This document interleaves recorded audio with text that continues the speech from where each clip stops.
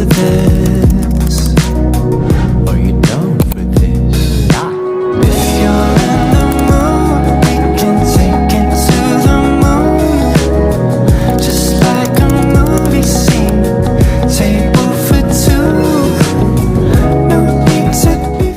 Assalamualaikum warahmatullahi wabarakatuh. Perkenalkan, kami dari kelompok 1. Saya Ciko Aprianto. Saya Stephen Jepri. Saya Devi Nur Santian. Saya Dea Mardani. Definisi penggaraman. Penggaraman adalah proses penambahan garam, biasanya natrium klorida, ke dalam makanan untuk tujuan pengawetan, penambah rasa atau mengubah tekstur. Proses ini membantu menghambat pertumbuhan mikroorganisme sehingga memperpanjang umur simpan makanan. Selain itu, penggaraman juga digunakan dalam industri makanan seperti pembuatan ikan asin, daging asin, dan produk fermentasi. Pengelompokan garam berdasarkan SNI. Pengelompokan garam berdasarkan Standar Nasional Indonesia (SNI) umumnya mencakup beberapa kategori antara lain: garam konsumsi, garam yang diperuntukkan untuk konsumsi manusia, biasanya dalam bentuk garam halus atau garam kasar. 2. Garam industri, garam yang digunakan untuk keperluan industri seperti dalam proses kimia atau pengolahan air. 3. Garam pertanian, garam yang digunakan dalam pertanian, misalnya untuk pengendali hama atau sebagai pupuk. 4. Garam untuk pembuatan produk, garam yang digunakan dalam produksi makanan tertentu seperti pembuatan keju atau fermentasi. Setiap kategori memiliki sertifikasi dan standar mutu yang berbeda sesuai dengan Pengelompokan garam berdasarkan penggunaan dapat dibagi menjadi berapa kategori. 1. Garam konsumsi untuk keperluan sehari-hari seperti garam meja dan garam dapur. 2. Garam pengawet digunakan dalam proses pengawetan makanan seperti ikan asin dan daging. 3. Garam industri untuk keperluan industri seperti dalam pembuatan bahan kimia dan pengolahan air. 4. Garam pertanian digunakan dalam pertanian untuk pengendalian hama atau sebagai pupuk. 5.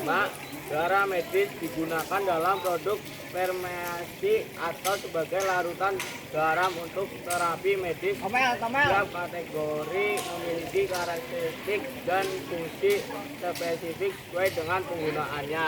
Pengelompokan garam berdasarkan kandang kimia dapat dilakukan sebagai berikut. 1. Garam monodusium seperti natrium klorida atau disebut NaCl yang umum digunakan sebagai garam meja. 2. Garam duisodium, contohnya natrium karbonat atau disebut NaCO3 dan natrium bikarbonat atau disebut NaHCO3. 3. Garam kalium seperti kalium klorida atau KCl. 4. Garam magnesium, misalnya magnesium sulfat atau disebut MgSO4. 5. Garam kalsium, contohnya kalsium klorida atau disebut CaC12. Meliputi rasa garam memberikan rasa asin yang khas. Kelarutan garam, terutama natrium klorida, larutan dengan baik dalam air. Struktur kristal garam pada umumnya memiliki kristal yang teratur.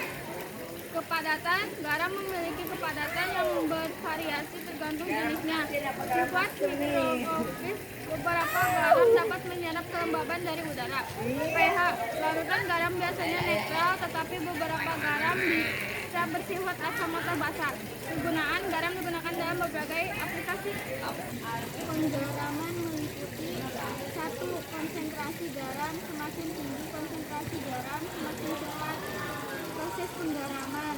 2. Suhu yang dapat lebih tinggi dapat meningkatkan laju distribusi garam ke dalam makanan. 3. Ukuran partikel makanan yang lebih kecil atau lebih tipis. Meliputi 1. Osmosis garam menarik air dari sel-sel makanan, mengurangi kelembapan dan menciptakan kondisi yang tidak ideal bagi mikroorganisme. 2. Aktivitas air dengan menurunkan aktivitas air dalam makanan.